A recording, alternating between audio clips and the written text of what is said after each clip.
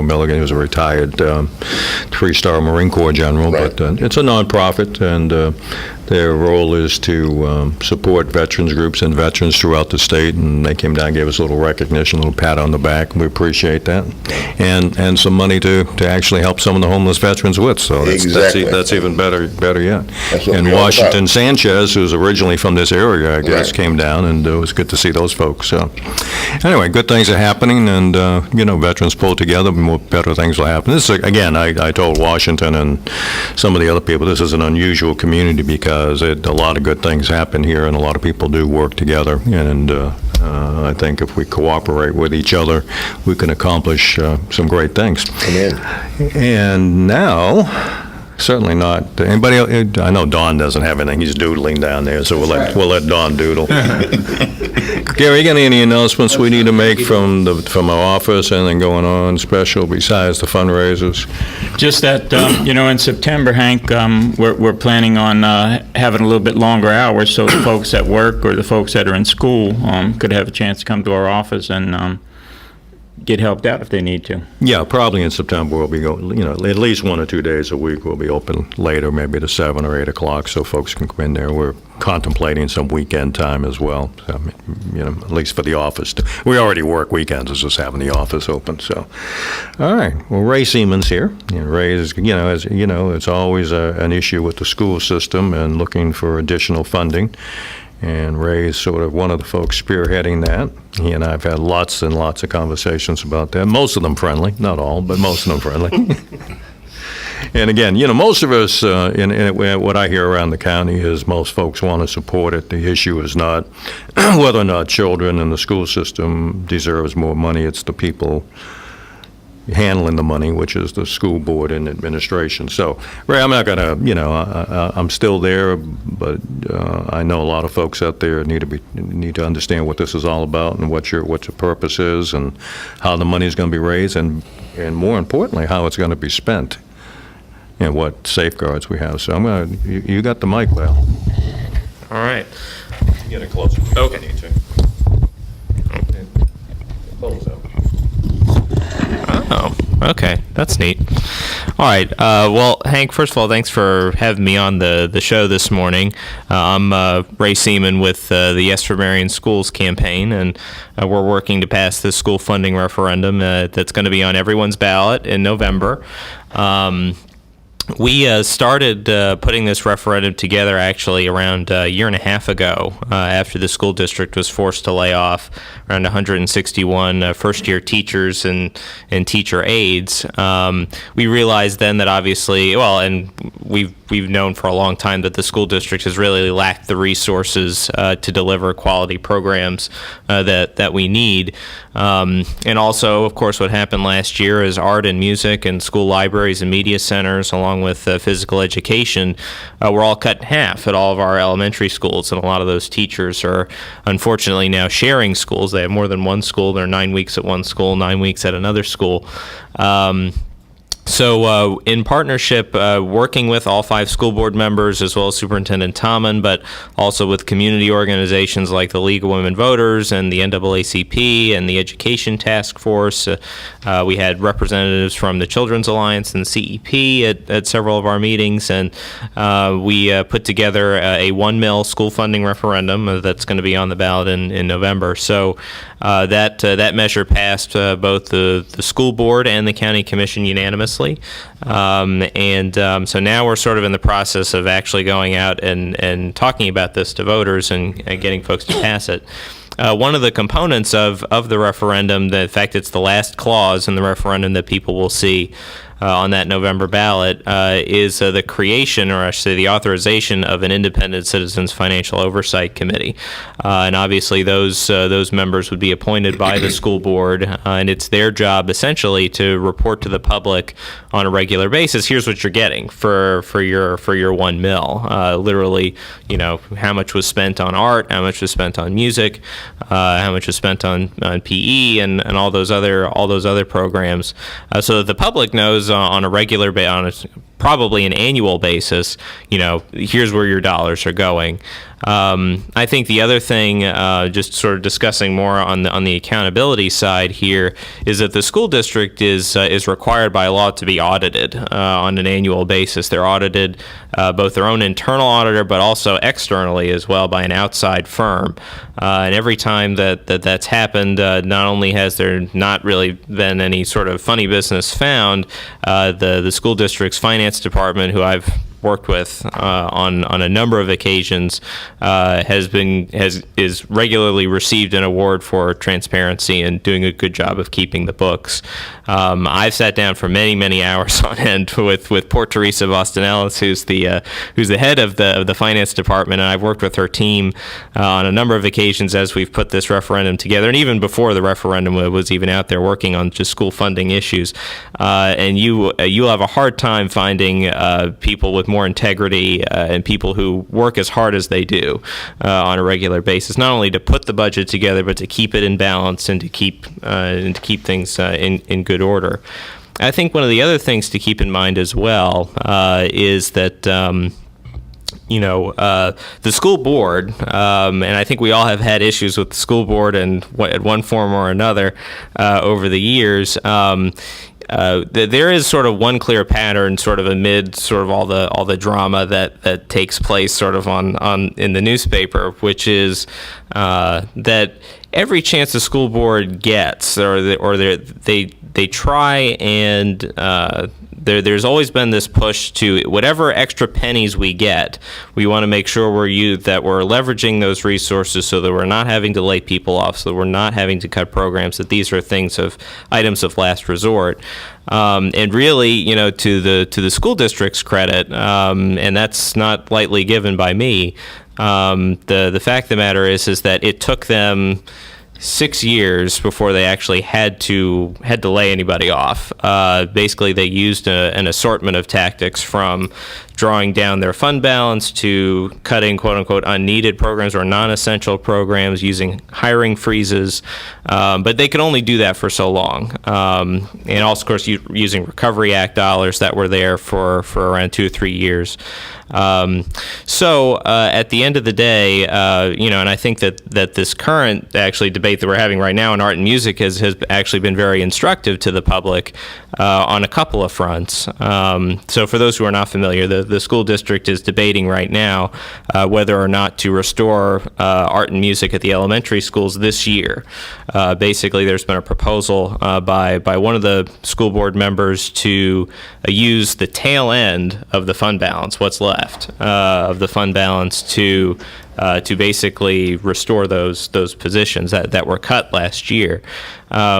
It tells the public two things. First, it gives everyone an indication just how tenuous the school district's budget is at the end of the day, that in order to actually restore some of these programs, that the debate is over literally the last bit of the fund balance, and there are some real risks involved there, which is why it's not a sure thing. The second thing is that as soon as there's sort of two pennies to rub together, if you will, the school district's intention is to begin to restore those programs.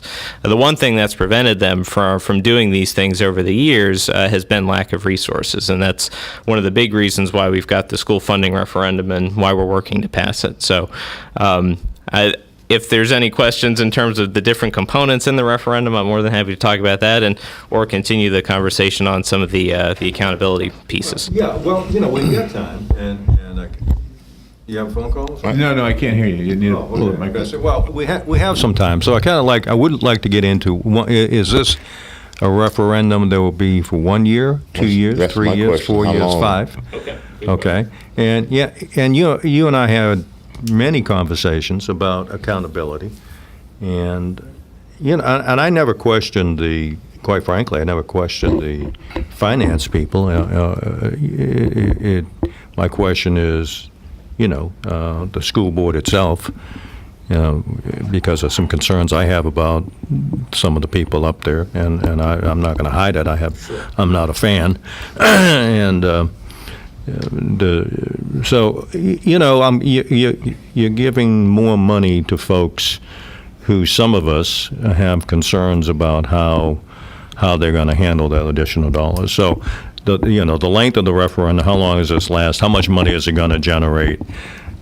specifically what safeguards and accountability you have and this committee's going to have.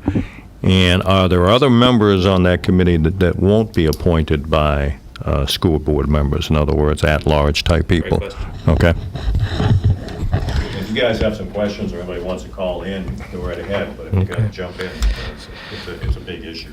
So, yeah, the school funding referendum by law cannot go more than 4 years. So that's how long it goes. It goes for 4 years. So this will start, should it pass in November, that the funding would start July 1st, 2015, and it would go to 2019. It would end June 30th, 2019. So that's how long it goes. How much? Basically, this will raise around $14 million conservatively annually for 4 years. So it's around $56 million conservatively. It will probably raise a little bit more than that because property values are slowly inching upwards. In terms of safeguards, yes, of course, we have the oversight committee in there.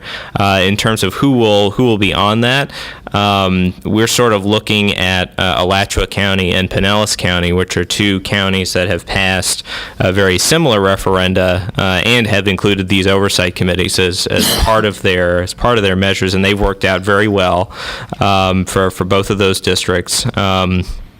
And in both of those oversight committees, you have the school board members appointing folks, but you also have the superintendent, who isn't on the school board, also appointing people to that board. So it's not exclusively the school board that has folks on there.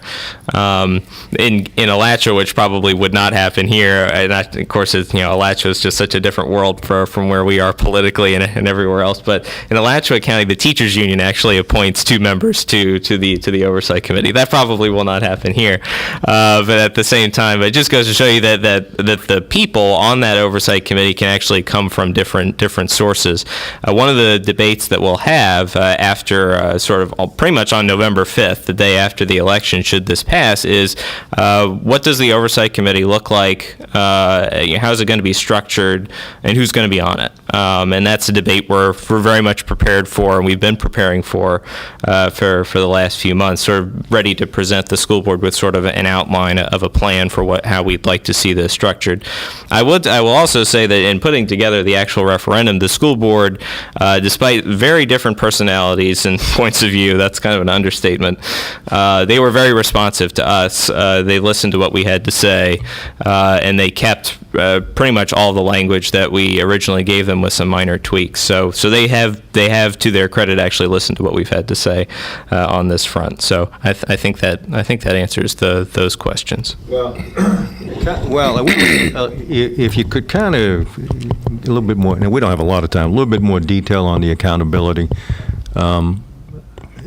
because what you're telling me is there's going to be some people appointed. Sure. All right, and you're part of a committee that then will be disbanded after that, unless you get, of course, appointed. So, who, if I'm a school board member, chances are that I'm going to appoint somebody who I feel pretty comfortable is going to support my position. Right. Okay. Right. And so, if that happens, are we going to have a rubber stamp Right. committee overseeing those dollars, which, quite frankly, I, as a voter, don't want. I want someone to challenge and to question that school board. Right, absolutely. So excellent question. I think, in kind of going to the first point there, the Yes for Marion Schools campaign will be no more after November 4th. But Marion's United for Public Education, which I really haven't talked about yet, is the organization I helped co-found, who wrote the referendum, or I should say was really the lead group on the referendum. We will remain, and that's kind of the point, is that we will be around also to serve as an outside organization that's also looking at those funds, making sure that those funds are spent properly. So we're not going away. In terms of the actual members of the committee, just with very initial conversations I've had with board members, each of them there's no incentive for them, in my personal view, to appoint people who are just going to look the other way. I think if there are funds not being used properly, then I think that there will be folks who speak up about that. I know that sort of gets to the central question of who do you really trust, but at the end of the day, I do have confidence that they will. One of the other things that we've done to also kind of trust but verify on this has been putting the superintendent, who I consider an ally in this fight. Basically to go on record and saying, here's how we're going to spend the money. So he and I were both in front of the CEP board, and he said basically in the first year we'll have art and music, library, PE fully restored, hire 100 new teachers, and also bring back the paraprofessionals we lost. So he's on record on that, and I think you're going to hear more from him in the next few months as well. Will the board members be salaried? No, these will be volunteers. All right. We're out of time. That's the half-hour format we're on right now. I'm surprised that you could quote a Republican. That's good. I'm glad to hear that. But listen, folks, the half-hour format's over. Thank you to Bob Wines and certainly WOCA, and hope by next week or two we'll have some additional sponsors. I want to thank you for your service, and God bless America, everybody. God bless America, my home, sweet home. God bless America, land. Fox News Radio, I'm Lillian Wu. A fourth night of demonstrations turns violent in a St. Louis suburb. Today was supposed to have been the first day of school for kids in Ferguson, but after protests